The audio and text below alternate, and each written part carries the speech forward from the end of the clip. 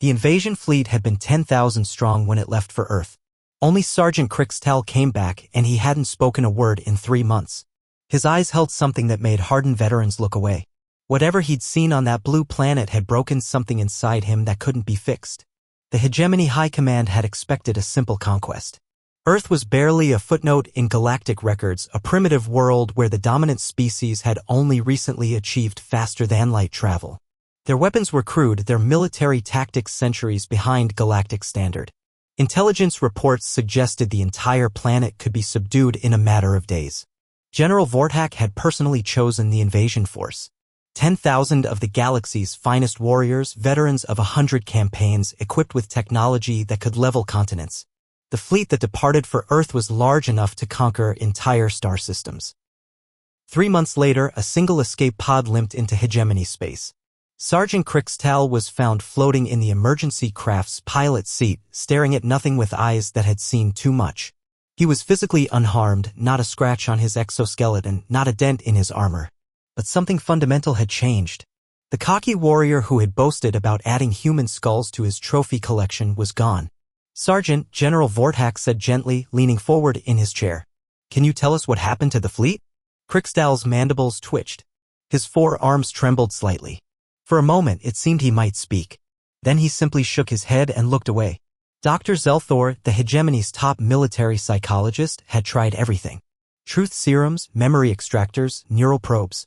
Each attempt yielded the same result. Crixtal's mind would shut down completely, his consciousness retreating to some protected core that wouldn't let the memories surface. It's like his brain is protecting him from something, Dr. Zelthor reported.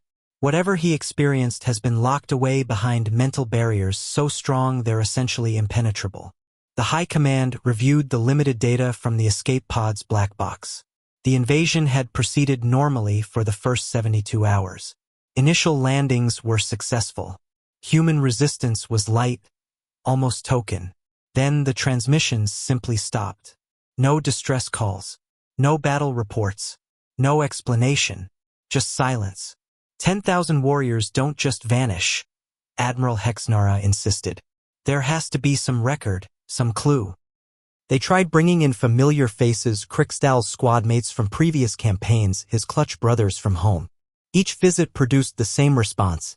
He would look at them with those haunted eyes, his mandibles would click once and he would turn away. The breakthrough came when they brought in Cadet Nix Vera, a young recruit who had idolized Crixtal before the Earth mission. She sat with him for hours, not asking questions, just talking about home, about the weather on their mutual homeworld, about anything except the war. Finally, Crixtal spoke. His voice was barely a whisper, rusty from months of disuse. They knew we were coming. Dr. Zelthor activated his recording devices immediately. The humans knew about the invasion? Not just knew, Crixtal continued, his eyes fixed on something far beyond the room's walls. They were ready. They had been ready for a very long time. The story that emerged over the following weeks came in fragments, pieces of memory that Crixtal's mind released reluctantly like a dam cracking under pressure. The first 3 days had gone exactly as planned.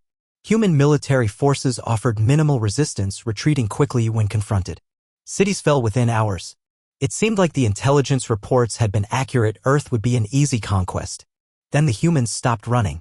It wasn't a retreat, Crixtal whispered during one session. It was a strategy. They let us spread out, let us think we'd won. Then they showed us what humans really are. The coordinated counterattack came at dawn on the 4th day, launched simultaneously across 12 continents. But it wasn't the human military that struck, it was everyone. Teachers, farmers, children, grandparents.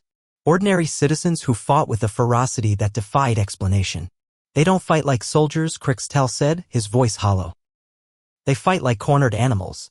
Every single one of them. There's no distinction between civilian and warrior. Every human is both. The hegemony forces found themselves facing an enemy that refused to follow the rules of warfare. Humans used guerrilla tactics that had been developed over millennia of fighting each other. They turned every building into a fortress, every street into a kill zone.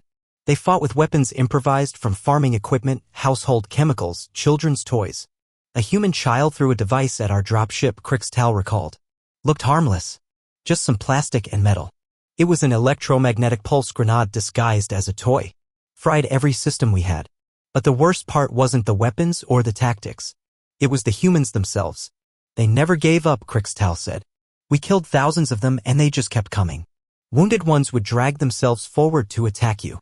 Dying ones would use their last breath to warn others. They treated death like an inconvenience. The psychological warfare was perhaps more devastating than the physical. Humans would broadcast music during firefights. They painted messages on walls that somehow got inside hegemony helmets. They told jokes over intercepted communications while their cities burned around them. One of them was singing, Krixtal remembered. We had him cornered, 20 soldiers against one wounded human. He was dying, bleeding out from multiple wounds. And he was singing some song about never giving up. Smiled at us while he died. The invasion force began to crack under the pressure. Warriors who had conquered star systems started requesting transfers.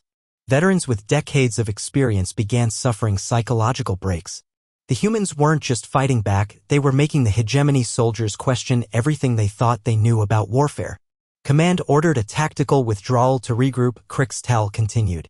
But there was nowhere to withdraw to. The humans were everywhere. In the air, underground, in dimensions we didn't know existed. They had turned their entire planet into a weapon. The final blow came when the humans revealed their true capability. Not their technology, which was indeed primitive by galactic standards. Not their weapons, which were effective but unremarkable. Their true strength was something the hegemony had never encountered before. Unity, Krixtal said simply. 7 billion individuals acting as one organism. No central command, no master plan. Just 7 billion humans who all decided at the same moment that they would rather die than surrender. The retreat became a rout. Ships that managed to escape Earth's gravity well found themselves hunted by human vessels that had no right to be that fast, that maneuverable, that effective. One by one, the invasion fleet was picked apart by an enemy that fought like the planet itself had achieved consciousness.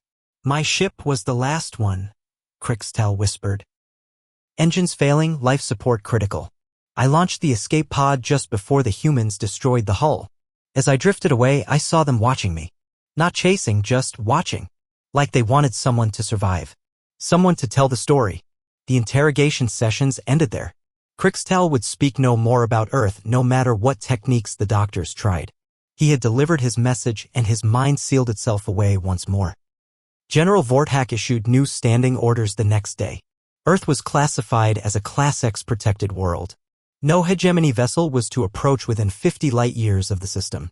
Any ship detected heading toward Earth would be considered rogue and destroyed without warning.